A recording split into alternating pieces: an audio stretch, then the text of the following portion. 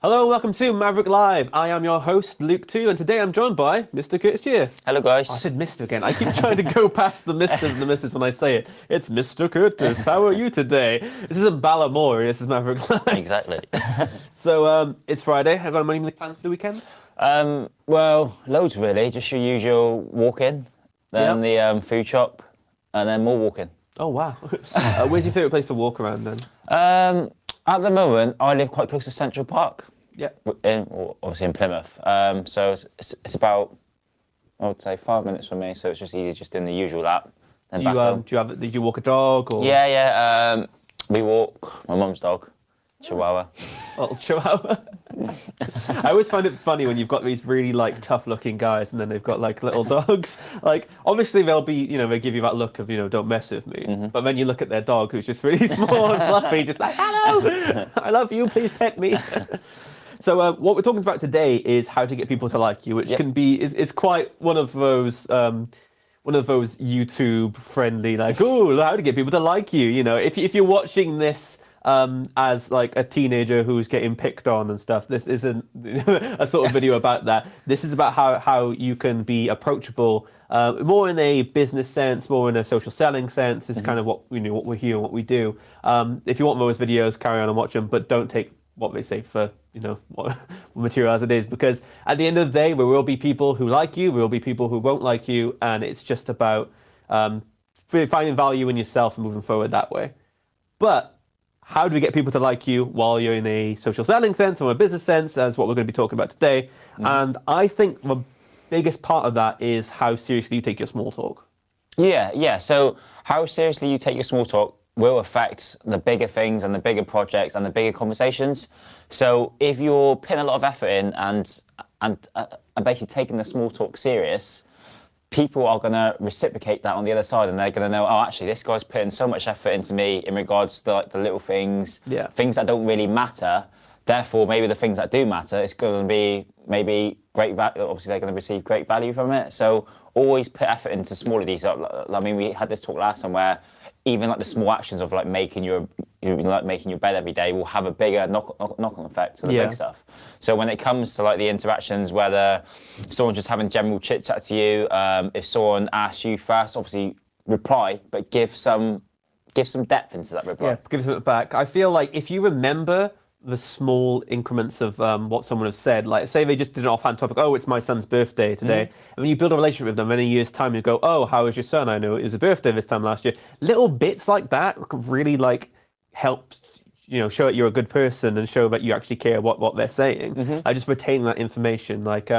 Say someone has a specific dietary need, and obviously, because nowadays people are allergic to different things. There's gluten-free people. There's there's vegans. There's a lot of different dietary needs out there, and you find a great recipe which could help them be like, oh, here you go. It can have nothing to do with their business at all. Just be like, oh, I found this thing that you really like. Last time we were talking about lemon cakes. Here's a good recipe for lemon cakes. Just those little things that show that you care and you're actually listening to what they're saying, and then you bring it back to. Obviously, you can bring it back to business. Yeah, definitely.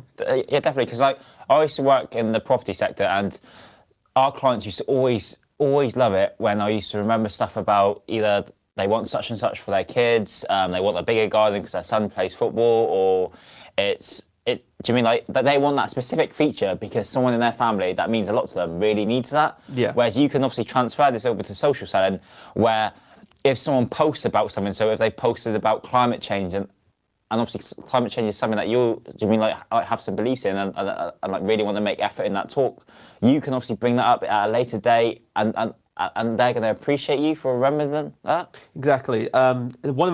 We talk about pains a lot when it comes to our free training, and one of the pains is personal pain. And that personal pain could be something from I'm losing sleep because I'm having to stay up extra hours working in the warehouse and it sucks. But then you could be like, oh, okay, yeah, well, I see, you've just lost sleep. How are you sleeping now? Are you better because now you've maybe provided a service which eased that pain a little bit? And then having that little bit of, oh, I know you've had this trouble beforehand. How are you dealing with it now? Or how are you, feeling about that? One of the biggest things as well is offering value of a conversation with yourself. Yep. So proving that you're worth talking to. I mean, that's a really hard thing when it comes to social selling to begin with. You need to establish that, oh, if I talk to this person, I'm going to get something out of it. I'm going to get something, even if it's just a nice talk, it's just like, I feel like talking to this person will benefit me in some way. Yeah, so we always live by the motto of treat someone how you wish to be treated. So we have tons of people that come to our webinars, like message us on LinkedIn for tips. They may be asking for the most basic tip where you're not going to get anything from it. But if you give so much value, so you can obviously direct them to a free webinar, like we can direct them to other PDFs that might help them. If you've got any clients in your world where they're just asking for small generic help, put a lot of effort into that and then share other resources, because if you keep them in your world, they're eventually going to buy from you. And obviously we've seen before where we've had a client that's come from a free webinar, they've ended up joining one of our paid courses, then they've invited their whole sales team to our training, and then it's gone further and further. So if you make the effort with like the small gestures, it will lead to something big eventually. And also it'll help you out as well, because if you understand what problem they're having, and obviously your target client and your audience, you can see what you can offer them and how you can scale your business that way as well. So say they're having a specific problem with this I always like to give examples, but they kind of like go off into the wild. I'll try and tame it down. If you're having an issue which you didn't realize they were having at all, but you could sort of tailor your services to that, then you have another offering altogether. Yeah. So those conversations, and actually listening, do help you as well as them. You're not just trying to solve their problems. They can bring up a problem which could solve, some of your offering issues going further. But when those products or services don't match the criteria, or when you don't actually have a fit to sell and they say, oh, no, thank you. One of the important things I think is not just removing yourself from the conversation, keep it going, make it friendly. Just because you can't make an immediate sale doesn't mean you should not give anyone your time of day. Yeah, precisely. Like obviously at Maverrik, we always talk about the 3% that's ready to buy your product any given time or day. So we have clients where we spoke to them before, they've come to our free webinar, we've helped them here and there, and then you don't hear from them for 3 months, and then later on they come obviously with like a new plan, and they're ready to invest. So you're going to get a lot of people that like that, where you just have to nurture them and just keep them happy. And also at the end of the day, if they don't have, let's say, the budget or the need for your service, at least at the end of the day, they can say, oh, great, the guys at Maverrik have been amazing.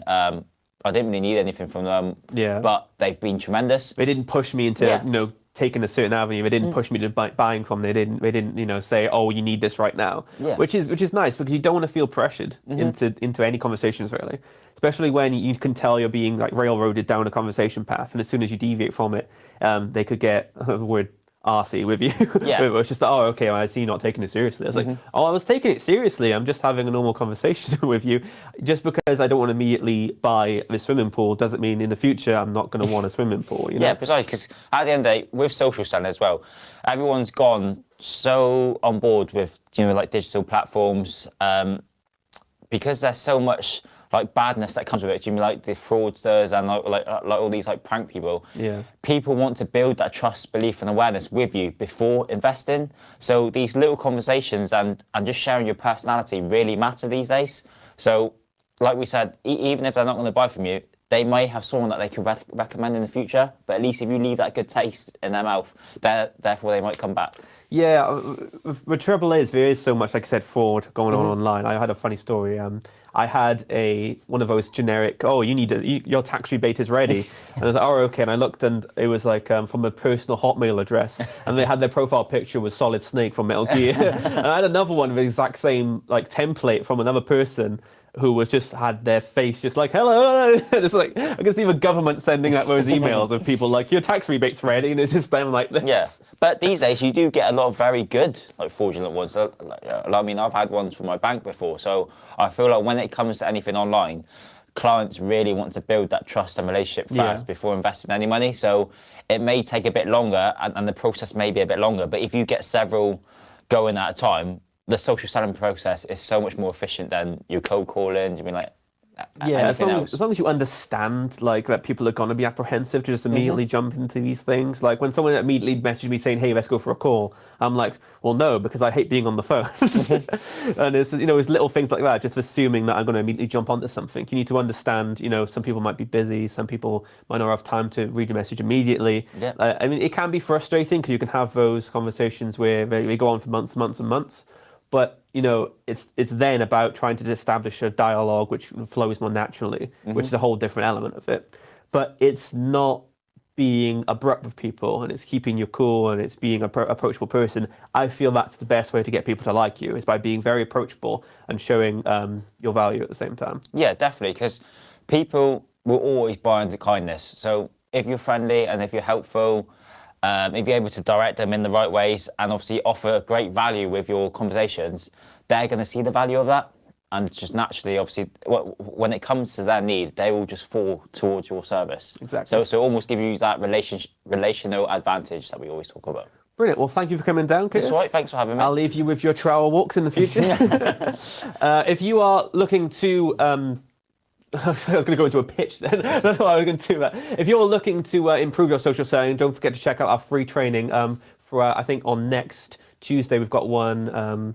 I should have written it down. I haven't written it down. But I think it's every Wednesday and Tuesday we have a free session. So check out our YouTube channel, check out Maverrik.io, and you will find those free training sessions. Don't forget to subscribe to us if you like our content, and like and share with everyone who needs to get people to like them. And we will see you on Monday for our next Maverrik Live. Thank you once again. Thank you very much.